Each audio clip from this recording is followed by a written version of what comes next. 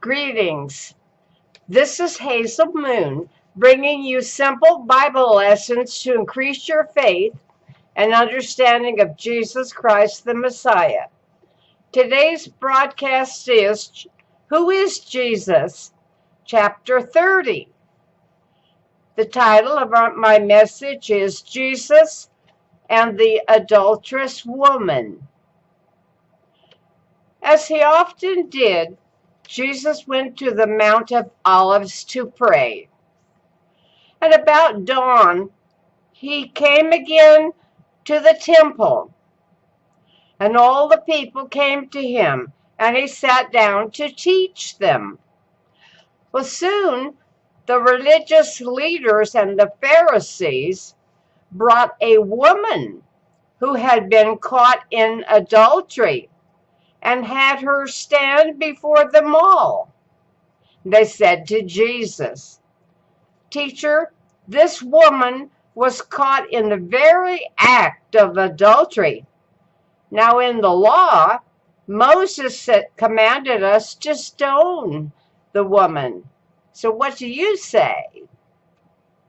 They said this to test him, so that they might have some charge to bring against him. Jesus bent down and wrote with his finger on the ground. And as they continued to question him, he stood up and said to them, "Let him who is without sin among you be the first to throw a stone at her." Once more he stooped down and he continued to write in the dust. I've often wondered what Jesus was writing in the dust on the ground. Do you suppose that he was writing the names of those who were guilty of this very sin? Well, whatever he wrote, conviction set in, and those who heard him began to leave one by one, first the older ones. And finally, Jesus was left alone with the woman standing before him. And Jesus stood up and he said to her, "Woman, where are they? Has no one condemned you?" She said, "No one, Lord." And Jesus said, "Neither do I condemn you, but go and from now on sin no more." She knew it was time for a life change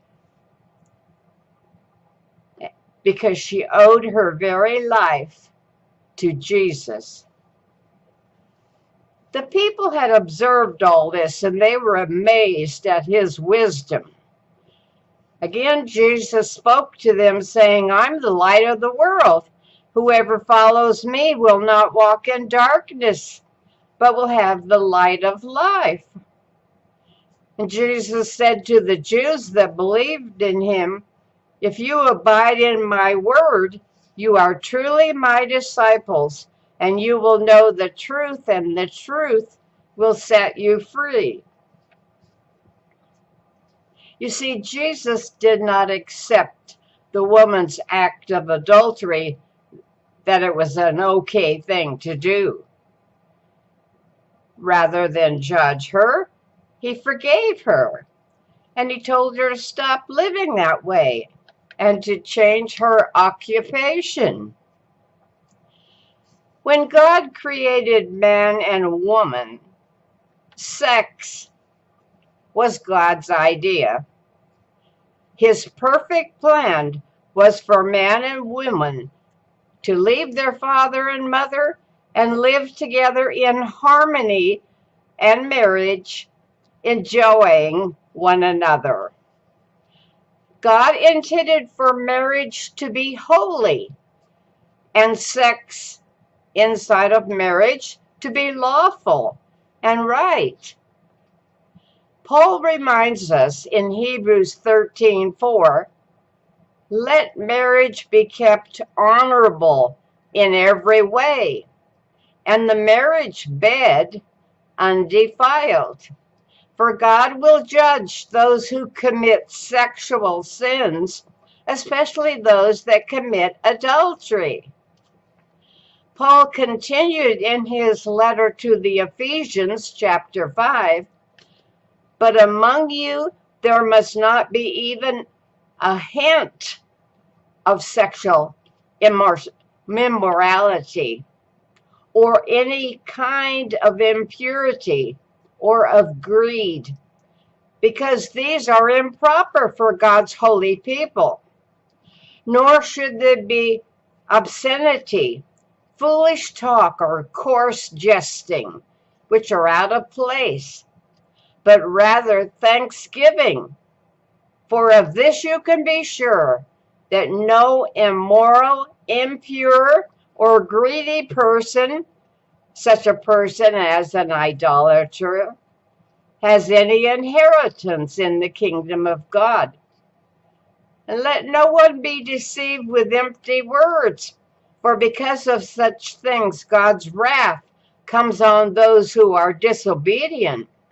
Therefore, do not be partners or partakers with them. For you were once in darkness, but now you are in light in the Lord.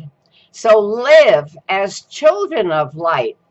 For the fruit of the light consists of all goodness, righteousness, and truth. And find out what pleases the Lord, and do that.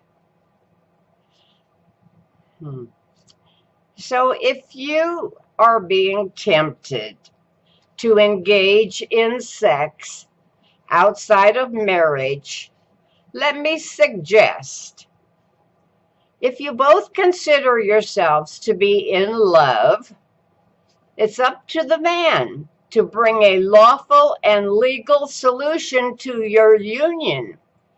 If he truly loves the woman, he will take action to be united with her in marriage, which not only brings respect to the woman he loves, but also legal rights and financial gains for her upon his death, should he go first.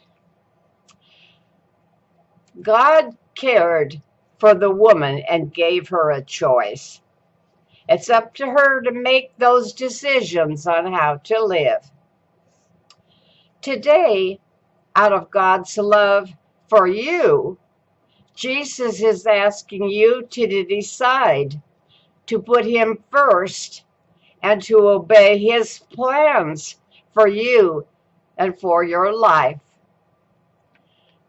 Until next time, this is Hazel Moon asking God's blessings to rest on you as you continue to seek understanding of who is Jesus.